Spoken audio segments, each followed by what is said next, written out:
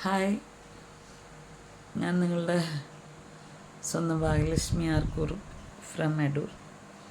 മുടിയൊക്കെ ഇത്രയും കിളിച്ച് പെട്ടെന്ന് കിളിക്കുന്നുണ്ട്.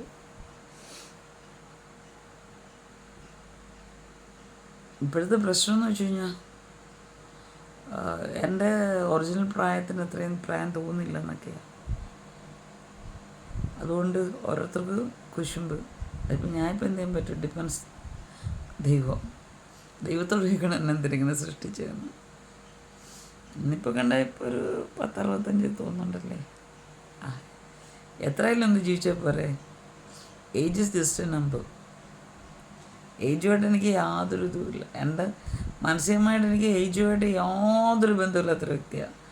അത് തന്നെയല്ല, എൻ്റെ ബർത്ത് സർട്ടിഫിക്കറ്റ് എനിക്കറിയില്ലായിരുന്നു, കണ്ടിട്ടില്ലായിരുന്നു.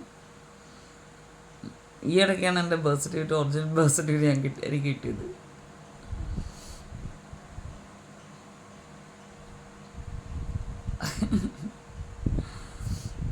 അപ്പോഴാണ് ഞാൻ എന്നാ ഉണ്ടായെന്നുള്ളത് അറിഞ്ഞത്. അതെന്തെങ്കിലും ആയിക്കോട്ടെ. നമ്മൾ ലോകത്ത് നോക്കുമ്പം പ്രായമുള്ളവരാണ് മരിക്കുന്നില്ലല്ലോ. കൊച്ചുകുട്ടികളും മരിക്കുന്നുണ്ട്. അവർക്കൊക്കെ പ്രായമായിട്ട് മരിച്ചാൽ പോരെ. ഓരോരുത്തർക്കും ഓരോ കർമ്മയുണ്ട്, ഓരോ ജന്മങ്ങളുണ്ട്, എക്സ്പയറി ഡേറ്റ് ഉണ്ട്. ഒരാൾ ഈ ഭൂമിയിൽ നേരത്തെ വന്നെന്ന് വെച്ചാൽ അയാൾക്ക് പ്രായം കൂടുതലുണ്ടെന്നല്ല അർത്ഥം. ചിലർ താമസിച്ച് വരുന്നത് അവർക്ക് പ്രായം കുറവുണ്ടെന്നല്ല അർത്ഥം. നമ്മളിപ്പം അമേരിക്കയിൽ പോകുന്നു, ലോകം മൊത്തം ചുറ്റി സഞ്ചരിക്കുന്നു, ഓക്കെ. അതെല്ലാം പ്രായത്തിൻ്റെ ബേസിലാണ്. ഞാൻ അമേരിക്കയിൽ പോയിട്ടാണ് ചിലപ്പം എൻ്റെ അപ്പൻ പോകുന്നെങ്കിലോ. അപ്പോൾ അവിടെ ചെല്ലുമ്പോൾ എനിക്ക് പ്രായ കൂടുതലും എൻ്റെ അച്ഛന് പ്രായക്കുറവും വരുമോ? ഇല്ലല്ലോ. അതുപോലെ തന്നെ നമ്മുടെ ഒരു സൈക്ലിംഗ് ആണ് നമ്മുടെ ജീവിതം. എന്താ അതിപ്പോൾ സത്യം പറഞ്ഞാൽ മനസ്സിലാക്കാൻ പറ്റുന്നില്ല. അതാണ് എൻ്റെ കാര്യം. ഒരു ജീവിതം കൊണ്ട് തീർന്നു പോവുകയാണോ, അതോ ഈ സോളിൻ്റെ സൈക്ലിംഗ് ഉണ്ടോ? അത് വേറെ അടുത്ത കുഞ്ഞായിട്ട് ജനിച്ചു വരുന്നുണ്ടോ ഒന്നും നമുക്ക് ദൈവത്തിൻ്റെ കാര്യങ്ങളിൽ നമ്മൾ ഇടപെടേണ്ട കാര്യമില്ലല്ലോ.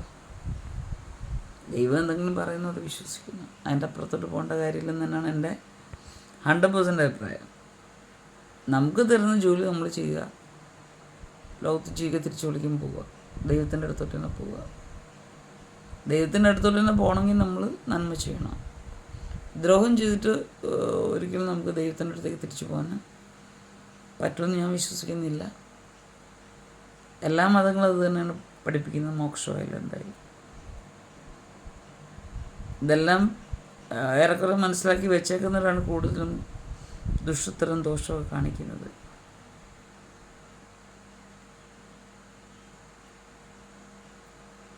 അവരെ പിശാച് പഠിപ്പിച്ച് വെച്ചേക്കുന്നൊരു കാര്യമുണ്ട്. നെഗറ്റീവ് എനർജീസ് എല്ലാം കൂടെ അവരെന്ത് കാണിച്ചാലും അവസാനം ഒരു പ്രാർത്ഥന നടത്തി ക്ഷമ ചോദിച്ചാൽ അങ്ങ് നേരിട്ട് ചുമ്മാ. അതാണ് മനഃപൂർവ്വം അങ്ങനെ നിൽക്കുന്നവർ ദൈവം ഒരിക്കലും കൈക്കൊള്ളത്തില്ല. അറിയാതെ തെറ്റുകളെല്ലാം ചെയ്തിട്ട് അവസാനം ഒരു സുബോധം വന്നിട്ട് ദൈവം ഞാൻ തെറ്റിപ്പോയി, എനിക്കറിയില്ലായിരുന്നു എന്ന് പറഞ്ഞ് പശ്ചാത്തപിക്കുന്നവരെ ദൈവം അവരുടെ പാപങ്ങളെ ക്ഷമിച്ച് ദൈവം സ്വർഗത്തിൽ അല്ലെങ്കിൽ മോക്ഷം കൊടുത്ത് കൊണ്ടുപോകും. അതാണ് കറക്റ്റ്. ഒരു മതങ്ങളും തെറ്റായി ജീവിക്കാൻ പഠിപ്പിക്കുന്നില്ല. നന്മ മാത്രമേ അവർ പഠിപ്പിക്കുന്നുള്ളൂ, പറയുന്നുള്ളൂ.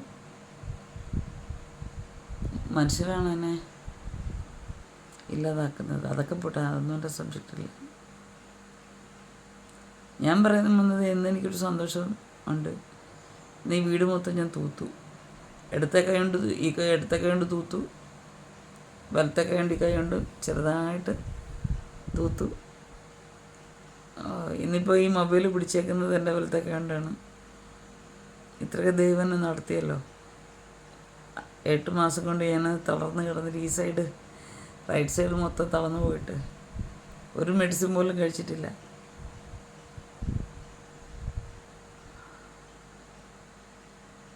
ദൈവത്തിൻ്റെ കൃപയും സൂക്ഷിപ്പും കാവലും കരുതലും പിന്നെ എൻ്റെ വിൽ പവറും എന്നെ സ്നേഹിക്കുന്നവർ ചിലർ പ്രാർത്ഥനയും, അതൊക്കെ കൊണ്ടാണ് ഞാൻ ഇത്രയും എത്തിയത്.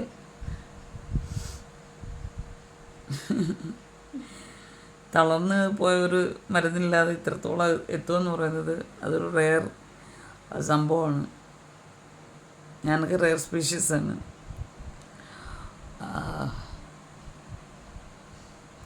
അപ്പം എന്താ പറയുക, ഞാൻ സാധാരണ അങ്ങനെ അടങ്ങിയിരിക്കുന്ന ആളല്ല. ചെറുതായിട്ട് ഇങ്ങനെ എക്സസൈസൊക്കെ ചെയ്യും. ബോൾ മേടിച്ച് വെച്ചിട്ടുണ്ട്, അതുകൊണ്ട് എക്സസൈസ് ചെയ്യും. പിന്നെ വലത്തെ സൈഡ് ഇപ്പം ഇടയ്ക്കിടയ്ക്ക് നടക്കും, പിടിച്ചു പിടിച്ച് നടക്കും.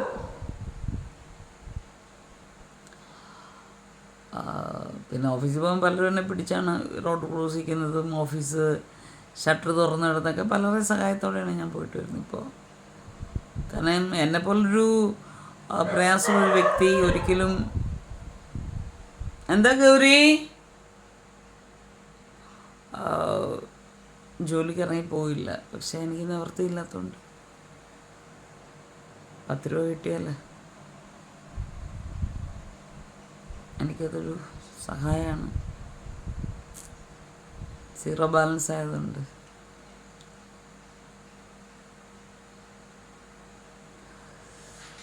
അതിനെപ്പറ്റിയൊന്നും കൂടുതൽ പറയാൻ ആഗ്രഹിക്കുന്നു. ഞാൻ ഒരുപാട് വട്ടം പറഞ്ഞു കഴിഞ്ഞു. ഇപ്പോഴും കയ്യിരിക്കുന്ന പൈസ കുറഞ്ഞു വന്നു. ഇത്രയും നടത്തിയ എൻ്റെ ദൈവം, എൻ്റെ ഡാഡി സ്വർഗസ്നായ പിതാവ്, എൻ്റെ കർത്താവ്, എൻ്റെ സ്വർഗം, പരിശുദ്ധാത്മാ ദൈവം ഒക്കെ എന്നെ ഇനിയും വഴി നടത്തുന്ന ശക്തരെന്ന് പൂർണ്ണമായി ഞാൻ വിശ്വസിക്കുന്നു. ദൈവത്തിന് സ്വർഗസ്നായ പിതാവിൻ്റെ പൊന്നുമകളാകാൻ കണ്ട ഇടയ്ക്ക് ഈ നാക്ക് ചെറുതായിട്ടൊന്ന് കുഴയുന്നുണ്ട്. ഇപ്പോൾ കഴിഞ്ഞാണ് എൻ്റെ ഏറ്റവും വലിയ ലക്ക്. എന്നെപ്പറ്റി കൂടുതൽ പറയാൻ ഞാനിപ്പോൾ ആഗ്രഹിക്കുന്നില്ല. ഡാഡി വഴക്ക് പറയുന്നുണ്ട്. എൻ്റെ സമയമാകുമ്പോൾ ഞാൻ എൻ്റെ ലൈഫ് എന്താണെന്നും ഞാൻ ഈ വന്ന വഴികൾ എന്താണെന്നൊക്കെ ഞാൻ ക്ലിയറായിട്ട് വിവിഡായിട്ട് ഞാൻ നിങ്ങളോട് പറയുന്നതായിരിക്കും. അന്ന് നിങ്ങൾ അറിഞ്ഞാൽ മതി ഞാൻ ആരാണെന്നും എന്താണെന്നും എന്തിനു വേണ്ടിയാണ് ദൈവം എന്നെ ജീവിപ്പിച്ചിട്ടേക്കുന്നതെന്നും അതൊക്കെ വഴി അറിഞ്ഞാൽ മതി.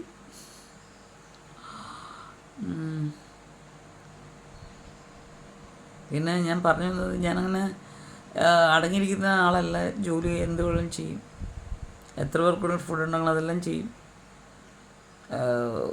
ഒത്തിരി പേരെ മാനേജ് ചെയ്യണമെങ്കിൽ ചെയ്യും. വലിയ ഓഫീസ് മാനേജ് ചെയ്യണമെങ്കിൽ ചെയ്യും. കുടുംബം മാനേജ് ചെയ്യണമെങ്കിൽ ചെയ്യും. എല്ലാം ദൈവം ഒരു പ്രത്യേക കഴിവും കൃപയൊക്കെ തന്നിട്ടുണ്ട്. പക്ഷെ എന്നെക്കൊണ്ട് ജോലി ചെയ്യിപ്പിക്കാൻ വന്നു കഴിഞ്ഞാൽ ഞാൻ ഒരിക്കലും ചെയ്യില്ല. മടി വന്നാലും ചെയ്യില്ല. ഈ അടൂർക്കാരൊക്കെ പറയുന്നത് എനിക്ക് 1-നും 2-നും പോകാനും തിന്നാനും പിന്നെന്തുവാ ലൈൻ അടിക്കാനും ഒക്കെ അറിയുള്ളൂ.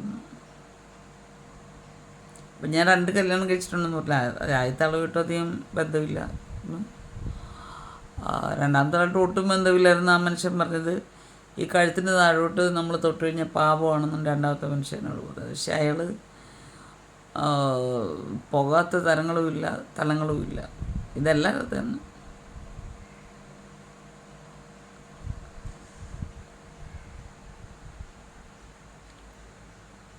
അപ്പോൾ ആ മനുഷ്യൻ ഭയങ്കര, ആ മനുഷ്യനും അത് തന്നെ, കിച്ചു അത് തന്നെ. അവർ ഫുഡിനോട് നല്ല താല്പര്യമുള്ളതാണ് അവർക്ക്. ഒരു കിച്ചു എന്നെ മാരേജ് ചെയ്തിട്ടില്ല. ഫുഡൊക്കെ വെക്കുന്ന ആൾക്കാരാണ്.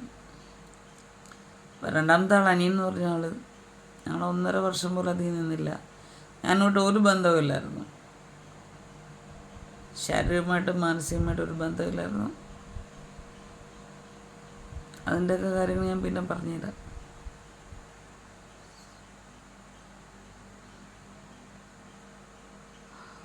നമ്മുടെ ലൈഫ് എങ്ങനെയൊക്കെയാണ് കടന്നു പോകുന്നത് പുറമേ നിൽക്കുന്നവർക്ക് അറിയില്ല.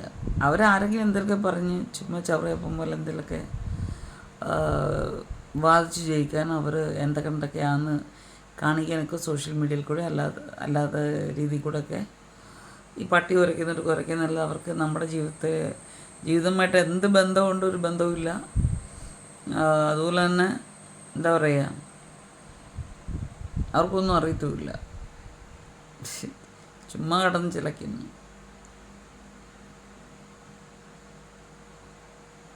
അങ്ങനെയൊക്കെയുള്ള കാര്യങ്ങളാണ് നടക്കുന്നത്.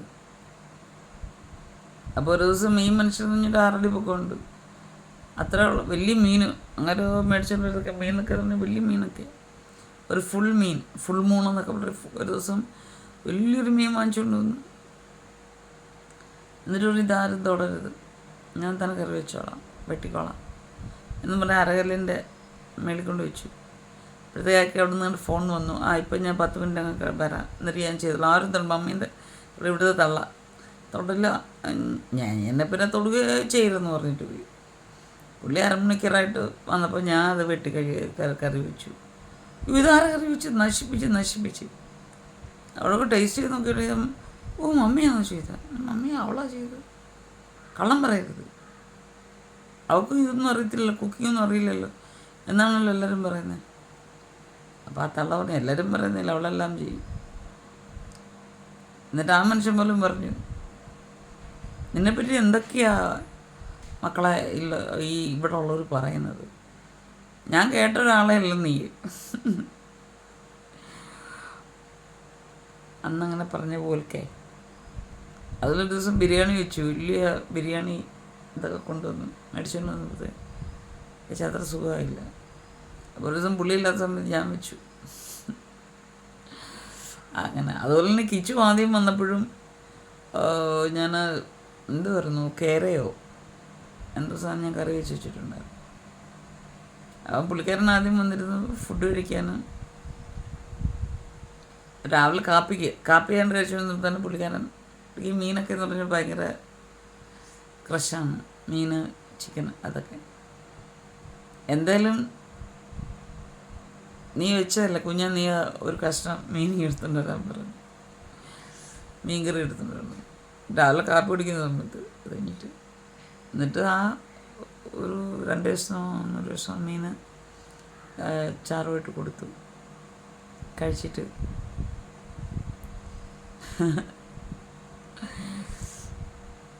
ഇപ്പോൾ എണ്ണയും വേണ്ട, എൻ്റെ മീൻകറിയും വേണ്ട, അടൂർക്കാരെല്ലാം കൂടെ കിച്ചുവിനെ ഓടിച്ചു വിട്ടൊക്കെയാണ്. ഇപ്പം കിച്ചുവിനെ മുൻനിർത്തിയാണ് എനിക്കിട്ട് പണി തരുന്നത്. കിച്ചു സൈക്കോ പേഷ്യൻ്റാണ്. അത് അവർക്ക് തന്നെ തിരിഞ്ഞു കൊള്ളുമ്പോൾ അവർക്ക് മനസ്സിലായിക്കോളും.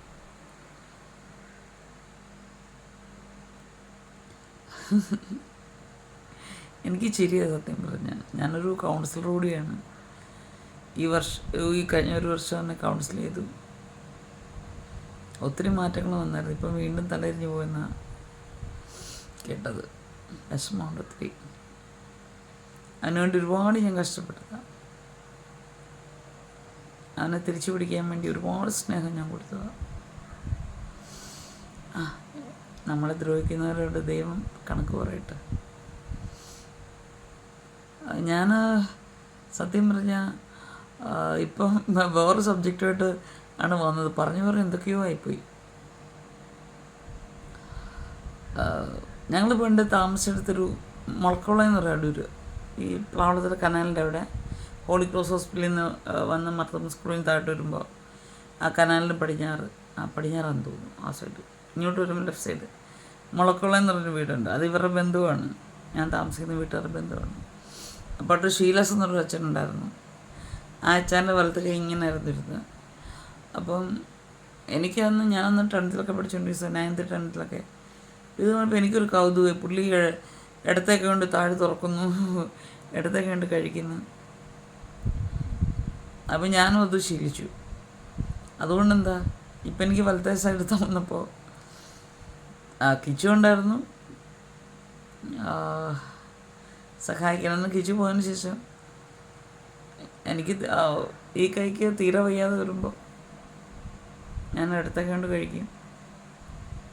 പൂട്ടാൻ ചില സമയത്ത് ഇപ്പോൾ ഇടത്തേക്ക് കൊണ്ട് പറ്റും. കുറച്ച് ജോലിയൊക്കെ ഞാൻ ഇടത്തേക്ക് കൊണ്ട് ചെയ്യും. അതുകൊണ്ട് നമ്മൾ ചുമ്മാക്കിരിക്കുമ്പോൾ 2 കൈയും ഒരുപോലെ പ്രോത്സാഹിപ്പിച്ചാൽ നമ്മൾ ഒറ്റപ്പെടുന്നൊരവസരം വന്നു കഴിഞ്ഞാൽ പ്രയോജനപ്പെടും. സത്യം പറഞ്ഞാൽ അത് പറയാനാണ് ഞാൻ വന്നത്. പിന്നെ അതുപോലെ തന്നെ രേണുസുധിയുടെ കാര്യം ഓർക്കുമ്പോൾ എനിക്ക് ഭയങ്കര വിഷമമാണ്. കാരണം ആ കുട്ടി ഭ്രാന്തെടുത്തതിൻ്റെ കൂട്ടാണ് ഒരു ലൊക്കേഷനിൽ മറ്റു ലൊക്കേഷനിൽ പോകുന്ന ആ ഒരു വേദന എനിക്ക് മനസ്സിലാവും. ഞാൻ ഈ ഒറ്റപ്പെട്ട് ജീവിക്കുന്നു, എത്രയോ വർഷങ്ങളെ ഒറ്റപ്പെട്ട് ജീവിക്കുന്നു. അവൾ ചെറുപ്പമാണ്. ആദ്യത്തെ ഭർത്താവിന് മൂത്ത കുഞ്ഞിനെ സ്വന്തം കുഞ്ഞായിട്ട് സ്വീകരിച്ച് വളർത്തിക്കൊണ്ടിരിക്കുന്നവളാണ്. അവൾ ചെറുപ്പമാണ്, തീരെ പൊടിയാണ് അവൾ. അവർ തമ്മിൽ 15 വർഷത്തോളം വയസ്സിനോളം വ്യത്യാസമുണ്ട്. അപ്പം സുധി എത്രമാത്രം ഒരു സ്നേഹം കൊടുത്തായിരിക്കും അവളെ വളർത്തിക്കൊണ്ട് പോകുന്നത്. കാരണം കൊച്ചു കുഞ്ഞിനെ പോലെ ഭാര്യയാണെങ്കിലും അത് പെട്ടെന്ന് നഷ്ടപ്പെടുമ്പോൾ സഹിക്കാൻ പറ്റത്തില്ല. അവളുടെ മുഖത്തെ കുറ്റം പറയുന്നവർ, ബോഡി ഷേമിങ് നടത്തുന്നവർ, എന്തോ മനുഷ്യരാണ് നിങ്ങളൊക്കെ. ഒരു മനുഷ്യൻ്റെ മനസ്സും അവസ്ഥയും മനസ്സിലാക്കാൻ കഴിയാത്ത നീയൊക്കെ എത്ര ചെറ്റകളാണെന്ന് ഞാൻ വിചാരിക്കുന്നത്. പറയാനാണെങ്കിൽ അതിനേക്കാളും വലിയ വാക്കുകൾ വിളിക്കണം. അവളെ വീട്ടിൽ നിന്ന് തന്നെ ഇറങ്ങി പോകുന്നത് ആദ്യം എടുത്താണ്. അവളോരോട് തിരിഞ്ഞു കഴിഞ്ഞാൽ അവൾ മാനസികരോഗിയായി പോകും ചിലപ്പോൾ, അല്ലെങ്കിൽ അവളെ സൂയിസൈഡ് ചെയ്തു പോകും. അവളൊരു സെറ്റിൽ നിന്ന് ഭ്രാന്തിയെ പോലെ സെറ്റിലേക്ക് പോകുന്നു. അവളെ അഭിനയം എങ്ങനെ ആയിക്കോട്ടെ, എന്തായിക്കോട്ടെ, എന്തായാലും ഒരു കലാകാരി എന്നല്ല അവൾ മികച്ചു വരുന്നുണ്ട്. പിന്നെ അവളെ സഹായിക്കാനും സപ്പോർട്ട് ചെയ്യാൻ ആൾക്കാരുള്ളത് നല്ലതാണ്. ദൈവം അവളെ കരുതുന്നതുകൊണ്ടാണ്. കാരണം അവൾ അത്രയും നിഷ്കളങ്കയാണ്. അവൾക്ക് പിടിച്ചിരിക്കാൻ പറ്റാത്തവരാണ് ഇങ്ങനെ നടക്കുന്നത്. അവൾ നടക്കുന്നത് കണ്ടിട്ടുണ്ടോ?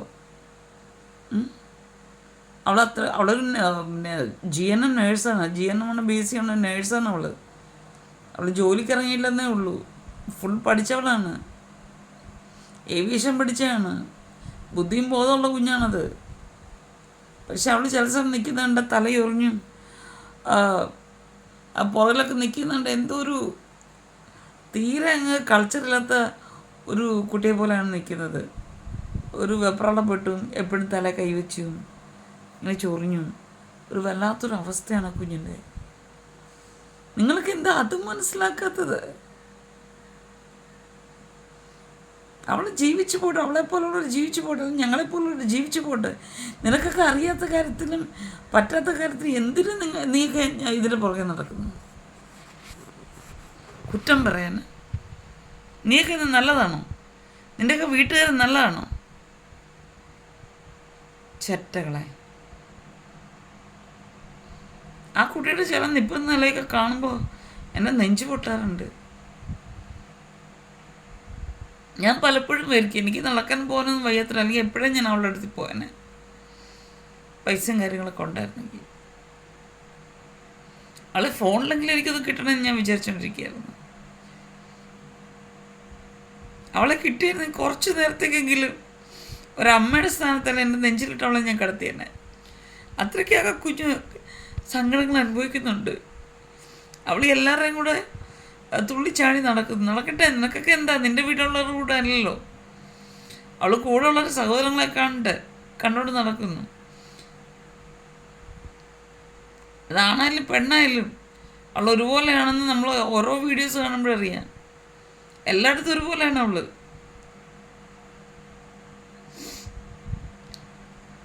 അവളുടെ മനസ്സൊന്ന് പക്വതപ്പെടാൻ, ആ സുധിയെ നഷ്ടപ്പെട്ട ആ ഒരു വേദനയുമായിട്ട്, ആ ഒരു സാഹചര്യമായിട്ട് പൊരുത്തപ്പെടാൻ ഇനിയും അവൾക്ക് വർഷങ്ങൾ വേണ്ടി വരും ചിലപ്പോൾ.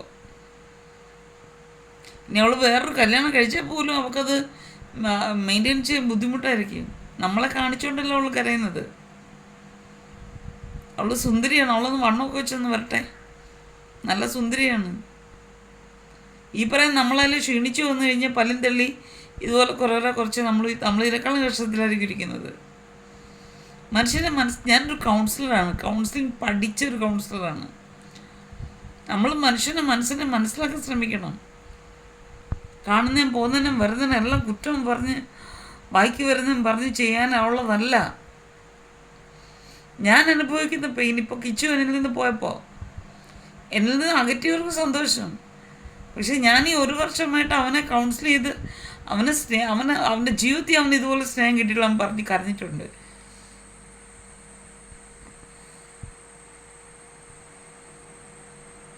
അവൻ എൻ്റെ നെഞ്ചിൽ കിടക്കുന്നത് കരഞ്ഞിട്ടുണ്ട്. ഒരു 6 അടി പൊക്കമുള്ള മനുഷ്യനാണ്, ഹൈറ്റും വെയിറ്റുള്ള മനുഷ്യൻ. ഞാൻ ഇത്രയും കൃമിയാണ്. എന്ത് മാറി? എൻ്റെ കയ്യിൽ കിച്ചുവിനെ കിട്ടിയപ്പോൾ അവനെ കണ്ടു കഴിഞ്ഞ് മാഫിയ സംഘത്തിലെ പോലെ ഇരിക്കുന്നു.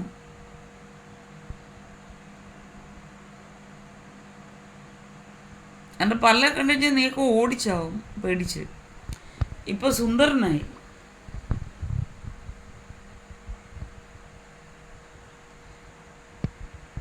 ഒരാണും പെണ്ണും തമ്മിലുള്ള ബന്ധം അത് സെക്സ് മാത്രമല്ല, അതാദ്യം മനസ്സിലാക്കണം. ഈ ഞരമ്പന്മാർക്കും ഞരമ്പികൾക്കും പറയാതിരിക്കുന്ന അങ്ങനെ കുറേ കഴപ്പന്മാരും ഉണ്ട്, കഴപ്പികളും ഉണ്ട്. ഇങ്ങനെ അവളുമാരും അവന്മാരും അതിൻ്റെയൊക്കെ വലിയ ആൾക്കാരാണ്. ഏതാണ്ട് പുണ്യാളത്തികളെന്നും പറഞ്ഞ് വായിക്ക് വരുന്നതും എന്താ പറയുക, അവരുടെ വീട്ടിലല്ലേ ഉള്ളതെല്ലാം അങ്ങോട്ട് തിരിഞ്ഞ് നോക്കണം. നാട്ടുകേസുമായിരിക്കും മൊത്തം.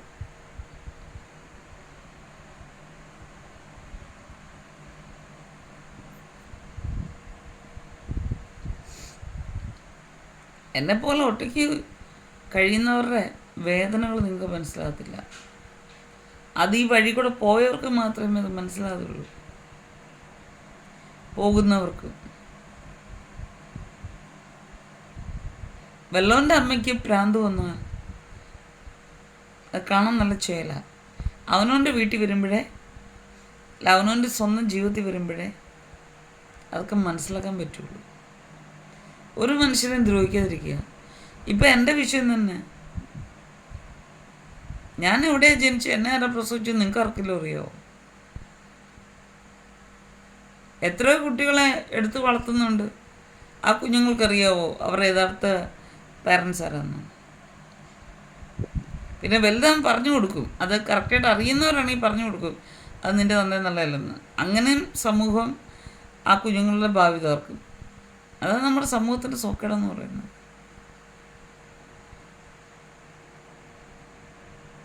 ഞാൻ എവിടെ ജനിച്ചോട്ടെ, എന്തെങ്കിലും ആയിക്കോട്ടെ,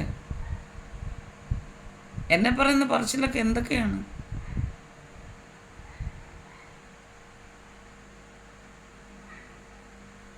ഞാനിപ്പോൾ അനുഭവിക്കുന്ന അവസ്ഥകൾ അത് വെളിയിൽ കൊണ്ടുവരാൻ വേണ്ടി മാത്രമാണ് ഞാൻ ഇതിനകത്ത് വന്നത്.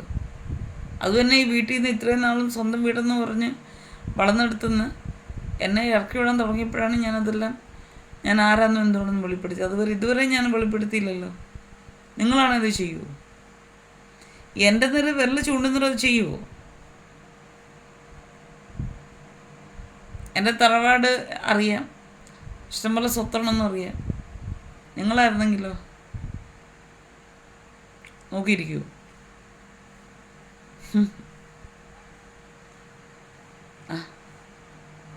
നിങ്ങൾ എന്തെങ്കിലുമൊക്കെ പറയുകയോ ചെയ്യുകയോ ചെയ്യും.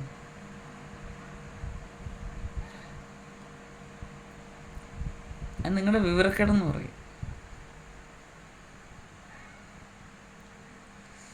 അപ്പം നമ്മുടെ ജീവിതം ശുഭമാകാനും സുഖമാകാനും ഒക്കെ നമ്മൾ ആദ്യം ചെയ്യുന്നത് നമ്മളെ തന്നെ അനലൈസ് ചെയ്യുക എന്നുള്ളത് മാത്രമാണ്.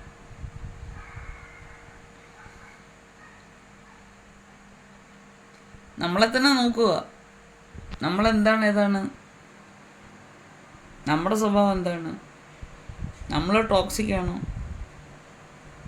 അത് നല്ല സ്വഭാവമാണോ? നമ്മളെ തന്നെ നോക്കുക. തിരുത്താനുള്ളത് സ്വയം തിരുത്തുക, ശ്രമിക്കുക. ഞാനൊക്കെ അങ്ങനെ ജീവിക്കുന്നത്. എൻ്റെ അടുത്തൊരാൾ നല്ല കാര്യം പറയാതെ കൊച്ചു കുഞ്ഞുങ്ങളെല്ലാം പറഞ്ഞു കഴിഞ്ഞാൽ അത് അക്സെപ്റ്റ് ചെയ്യാനുള്ള മനസ്സ് എനിക്ക് ദൈവം തന്നിട്ടുണ്ട്. അതനുസരിക്കാനുള്ള ഇതും ദൈവം എനിക്ക് തന്നിട്ടുണ്ട്. എന്നാൽ പ്രായമുള്ള ഒരാളും മറ്റൊരാളും തെറ്റ് പറഞ്ഞു തന്നാൽ അതിനെ എനിക്കറിയാവുന്ന വിഷയം തെറ്റാണെന്നുണ്ടെങ്കിൽ അതിന് പ്രതികരിക്കാനും എനിക്കറിയാം. ഏസ് പറയാനുള്ളത് ഏസ് പറയാൻ, നോ പറയേണ്ടത് നോ പറയണം. ഇന്നലെ ഒരാളെ ബ്ലോക്ക് ചെയ്തു, നോ പറഞ്ഞു. ഈ വയ്യാതെ ഈ തളർന്നു കിടക്കുന്ന എനിക്ക് കുറച്ചൊരാൾ വർക്ക് തന്നു. കുടുംബമായിട്ട് ആരും പേരൊന്നും ഞാൻ പറയാൻ ഉദ്ദേശിക്കുന്നില്ല. എൻ്റെ വേറൊരു കസ്റ്റമർ വഴിയാണ് അവർ കുടുംബമായിട്ട് വന്നു, എനിക്ക് ആഹാരം വരെ തന്നു, എന്നെ നോക്കി.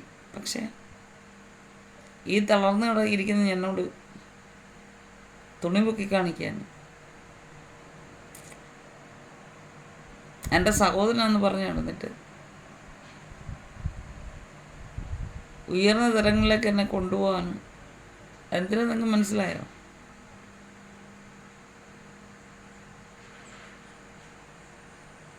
കൂടെ ഡൽഹി ചെല്ലാവോ?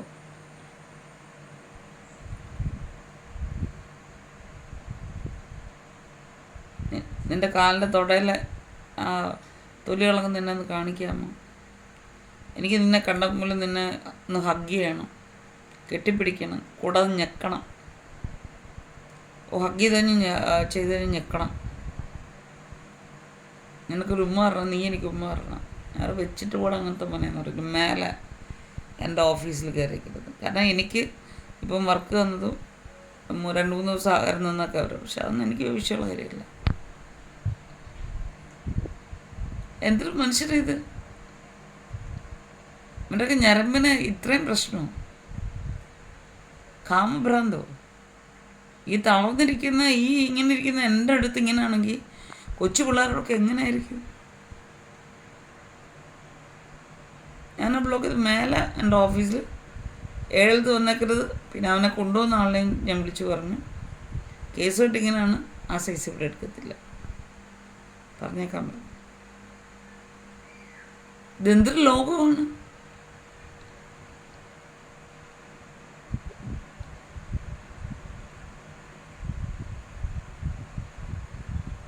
നമ്മളെ തന്നെ ഒന്ന് നോക്കേണ്ട ആവശ്യമാണ്. ബൈബിളിൽ പറയുന്ന ലോകം അതിൻ്റെ അന്ത്യത്തിലേക്ക് വരുമ്പോൾ അവലക്ഷണ സ്ത്രീകളോടും പുരുഷനോടും ലൈംഗികമായിട്ട് എടുക്കും. ഈ സെക്ഷൽ ഇത് കൂടുതൽ വരും. നേരത്തെ സ്ത്രീകൾക്ക് അടുക്കം ഒതുക്കണം. ഇപ്പോൾ സ്ത്രീകൾ മുലയും കാണിച്ച് കാലിൽ രണ്ടോ അകത്തി അവിടെ എന്തോ ഇരിക്കുന്നതും പച്ചയ്ക്കും കാണിക്കില്ലേ?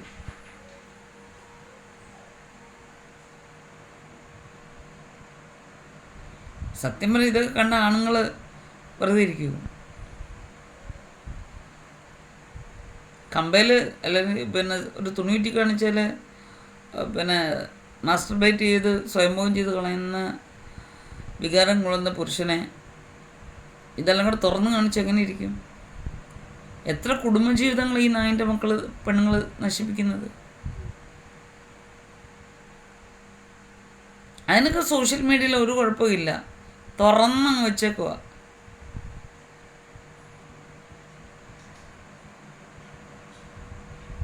മാഗസിൻ, ഞാനൊരു ഡിസൈനറാണ്, സീനിയർ ഡിസൈനറാണ്. എന്തിനാണ്, അല്ലെങ്കിൽ സെലിബ്രിറ്റീസ് എന്തിനാണ് ഈ നമ്മളിപ്പോൾ അറിയാതൊക്കെ എന്തെങ്കിലും ശരീരം കണ്ടുപോയി കഴിഞ്ഞാൽ ഓക്കെ, ഇത് അറിഞ്ഞുകൊണ്ട് കാണിക്കുന്നത് എന്തിനാണ്? അത് ഈ മാഗസിനിൽ ഇതിലൊക്കെ അനുവദിക്കുന്നത് എന്തിനാണ്?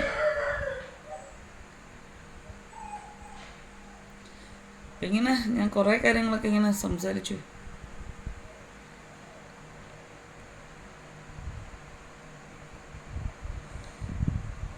മറ്റുള്ളവരെ ദ്രോഹിക്കാതിരിക്കാൻ പരമാവധി ശ്രദ്ധിക്കുക. നിങ്ങൾക്ക് കാമം തോന്നുന്നിടത്ത് നിങ്ങൾ ഇതുണ്ടെന്ന് ക്രഷുണ്ടെന്ന് പറയുന്നതിനെ കൊടുത്തിട്ടില്ല. പക്ഷെ അവർക്ക് അതുണ്ടെങ്കിൽ മാത്രം വീണ്ടും അത് കണ്ടിന്യൂ ചെയ്യുക, ഇല്ലെങ്കിൽ അവിടെ വെച്ച് സ്റ്റോപ്പ് ചെയ്യുക, വേറെ ആളിലേക്ക് നിങ്ങൾ പോവുക.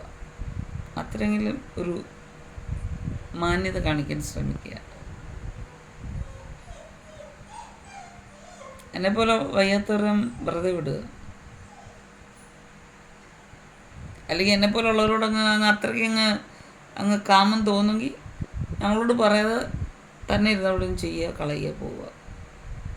അത്രയ്ക്കും മാന്യത പ്രതീക്ഷിക്കുന്നു.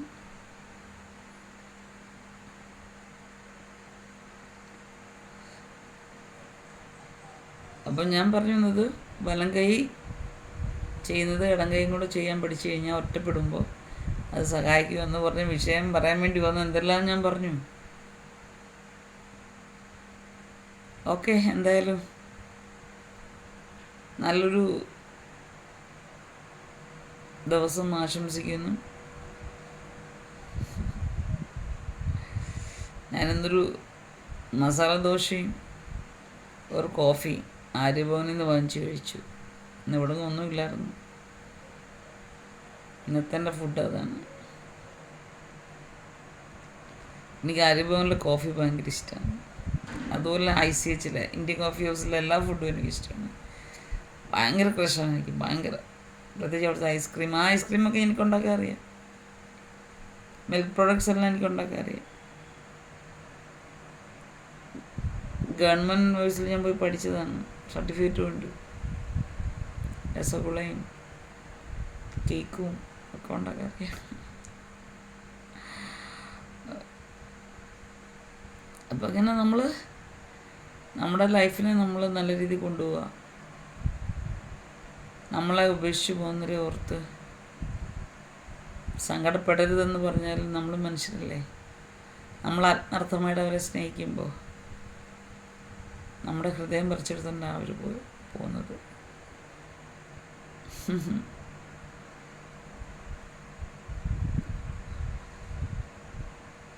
അത് തന്നെയല്ല, നമ്മൾ പ്രാണം കളഞ്ഞ് സ്നേഹിക്കുന്ന നമ്മുടെ ഭർത്താക്കന്മാരല്ലേ, ഭാര്യമാർ, അവർക്ക് മറ്റൊരു ബന്ധമുണ്ട്. നമ്മൾ കിടക്കുന്ന നെഞ്ചിൽ, അത് നമ്മൾ യൂസ് ചെയ്യുന്ന അവരുടെ അവയവങ്ങളിൽ മറ്റുള്ളവർ തഴുകുകയും മറ്റുള്ള അവയവങ്ങളിൽ അവരെ ചേർത്ത് നമ്മൾ പ്രാണനെ പോലെ സ്നേഹിക്കുന്ന അവരുടെ ഹൃദയ നെഞ്ചോട് ചേർത്ത് വെക്കുകയും അവരെ ഉപയോഗിക്കുകയും ചെയ്യുന്നറിയുമ്പോൾ പ്രാണം പടയും.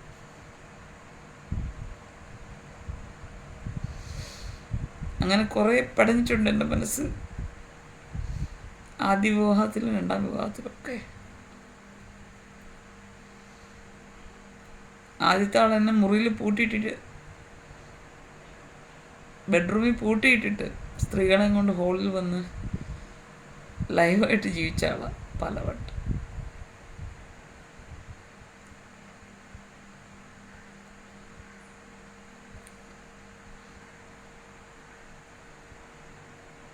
രണ്ടാമത്തെ ആൾ ഒന്നും നമ്മുടെ കാണാൻ കേൾക്കുകയും ചെയ്യത്തില്ല. ശവം തൊട്ടിട്ടില്ലാത്ത സ്ത്രീകൾ, പ്രായമുള്ളതും ഇല്ലാത്തതെല്ലാം ചുരുക്കമാണ്. ഇതിനൊക്കെ എല്ലാം ഡീറ്റെയിൽസ് ഞാൻ പിന്നെ ഭാവിയിൽ തരുന്നതായിരിക്കും. ഞാൻ എന്തായാലും ഒന്ന് എഴുന്നേറ്റ് വരട്ടെ. ഇനി ആർക്കും എന്ത് സംഭവിച്ചാലും എനിക്ക് കുഴപ്പമില്ല. കാരണം മറ്റുള്ളവർക്ക്, മറ്റ് പെൺകുട്ടികൾക്ക് അങ്ങനെയുള്ളൊരു അബദ്ധം പറ്റാൻ പാടില്ല. ഇപ്പം ചിലരെങ്കിലും പറയാൻ ഞാൻ ഭ്രാന്ത് പറയുകയാണ്. സ്വർഗത്തിന് മുമ്പിൽ ഞാൻ പറയുന്നതെല്ലാം സത്യമാണ്. സത്യങ്ങൾ മാത്രമാണ് ഞാൻ സംസാരിക്കുന്നത്. യഥാർത്ഥത്തിലുള്ള സത്യങ്ങൾ പറയാൻ തുടങ്ങിക്കഴിഞ്ഞാൽ നിങ്ങൾക്ക് ഞെട്ടും. ഞെട്ടി പൊട്ടില്ല, മാലപ്പടക്കം പൊട്ടും. അതുപോലത്തെ കാര്യങ്ങൾ എൻ്റെ കയ്യിലുണ്ട്. പക്ഷെ അതൊക്കെ വരും വഴിയിൽ പറയാം.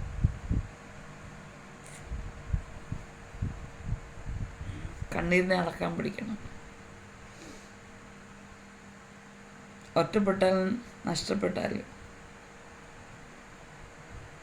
നമ്മൾ സ്വയം ഒരു സെൽഫ് റെസ്പെക്റ്റ് കൊടുത്തിട്ട് നമ്മുടെ കരിയർ, നമ്മുടെ ജീവിതം, നമ്മൾ നമ്മളെ തന്നെ സ്നേഹിക്കാൻ തുടങ്ങും. ഞാനിപ്പോൾ അതിനാണ് ശ്രമിച്ചുകൊണ്ടിരിക്കുന്നത്.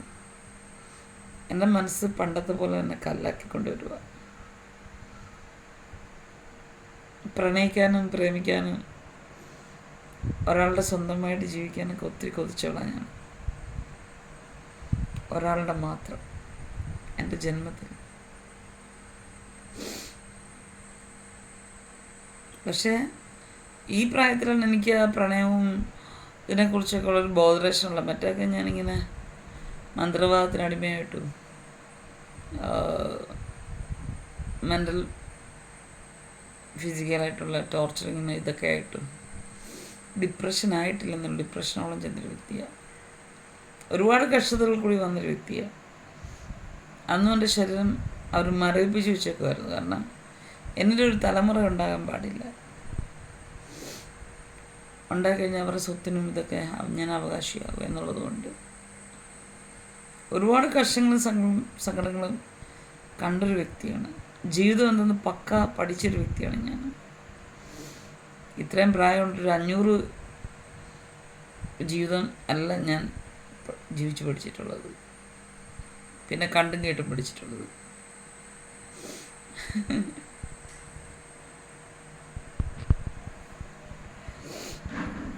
അപ്പം സെൽഫ് റെസ്പെക്റ്റ് ഉണ്ടാകുക. എൻ്റെ കൂട്ടുകാരൊക്കെ പറയും, നീ ഇങ്ങനെ, ഞാൻ അങ്ങനെ കരയുന്നൊരു വ്യക്തിയൊന്നുമല്ല, പക്ഷേ ചില സമയത്ത് മനുഷ്യനല്ലേ, കരഞ്ഞു പോകും. എനിക്ക് വന്ന വഴിയൊക്കെ ഓർക്കാൻ എനിക്ക് പേടിയാണ്, ഭയമാണ്. എന്നാലും ചിലപ്പോൾ ഓർമ്മയുടെ തലങ്ങളിൽ ഇതൊക്കെ ചില സമയത്ത് ഇങ്ങനെ പൊങ്ങി വരും.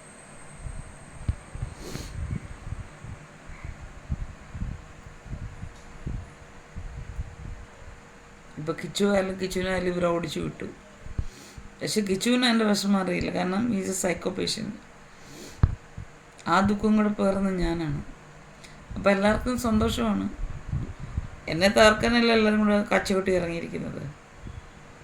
പക്ഷേ എന്നെപ്പോലുള്ളവരുടെ നെഞ്ച് കലങ്ങുന്നതും കണ്ണുനീര് കാണുന്നൊരു സ്വർഗമുണ്ട്. അത് മാത്രമാണ് എന്നെപ്പോലുള്ളവരുടെ ബലം. ഞങ്ങളുടെ കണ്ണുനീര് തുടയ്ക്കുന്നൊരു ദൈവമുണ്ട്, യേശു കർത്താവ്. കൈപിടിച്ച് നടത്തുന്നൊരു ദൈവമുണ്ട്, യേശു കർത്താവ്. മിസ്ലീഡ് ചെയ്യാതെ നല്ല രീതിയിൽ തെറ്റിയാലും കൈപിടിച്ചാൽ അതുവഴിയല്ല ഇതുവഴി എന്ന് പറഞ്ഞ് കൈപിടിച്ച് നടത്തുന്ന പരിശുദ്ധാത്മാവുണ്ട്. കൈപിടിച്ച് നടത്താൻ സ്വർഗസ്നേഹ പിതാവ് ഉള്ളിടത്തോളം കാലം ഈ കണ്ണുനീരിനൊക്കെ നിമിഷ നേരത്തേക്കുള്ള ഇത് വാല്യൂ ഉള്ളൂ.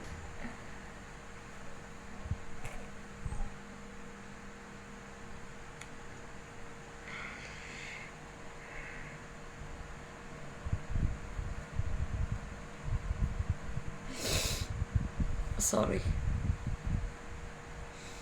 പറഞ്ഞൊന്നും പറയാതെ കണ്ണ് നിറഞ്ഞു പോയി. അത്രയ്ക്കും വേദനകളുടെ, കഷ്ടതയുടെ, നഷ്ടങ്ങളുടെ, റിജക്ഷൻസിൻ്റെ, പരിഹാസങ്ങളുടെ, അപമാനങ്ങളുടെ നടുവിലാണ് പോയിക്കൊണ്ടിരിക്കുന്നത്. പക്ഷേ I am lucky, I am very happy with my Jesus, my Heavenly Father, Holy Spirit, angels, universe, all heaven. എന്നെ അറിയുന്ന ചിലരുണ്ട്, 1-2 പേര്, ഇവരിലെണ്ണാവുന്നവർ, അഭിഷേകമുള്ളവർ. അവർക്കറിയാം ഞാൻ ആരാണെന്ന്.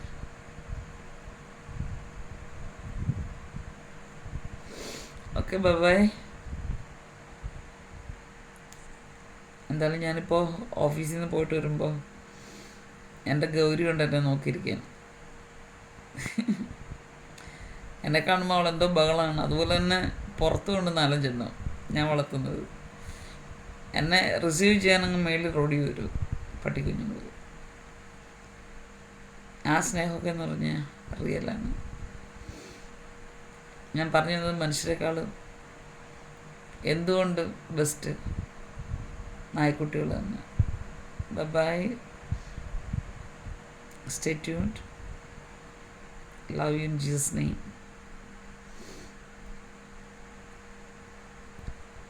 Thank you.